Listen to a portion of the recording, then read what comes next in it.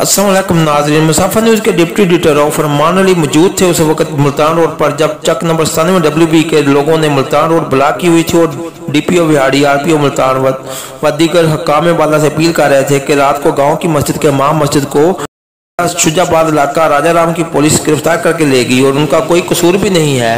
फौरी तौर पर गिरफ्तार किए गए मौलवी साहब को रहा किया जाए ताकि नमाज जुम्मा उनकी इमामत में अदा कर सकें। वर्षा 50 साल से गांव की मस्जिद के इमाम हैं, जबकि दूसरी तरफ मालूम हुआ है कि इमाम मस्जिद हाफिज तुफैल पर 2 करोड़ रुपए का इल्ज़ाम है, पैसों का लेन देन है।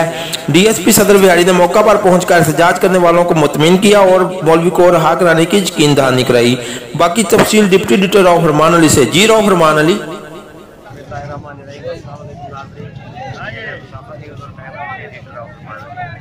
आज आप देखते हैं कि चेक नंबर 97 WB की आवाम ने मेन रोड मुल्तान जो कि ब्लॉक किया हुआ है। आइए इनका मौका लेते हैं कि मेन रोड मुल्तान क्यों ब्लॉक किया गया है। आइए बाबा मौजूद है के साबिक कौंसलर बाबा गुलाम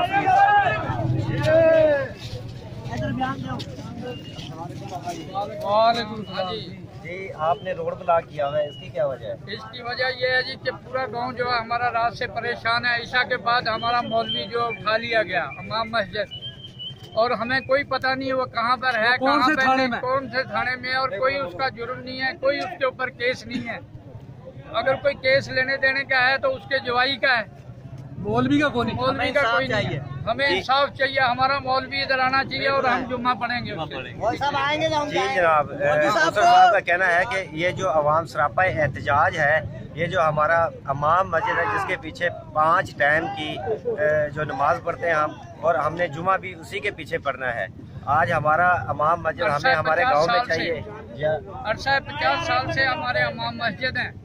50 साल से जो है हमारे इमाम मस्जिद हैं और 5 टाइम की हमें जो है नमाज पढ़ाते हैं।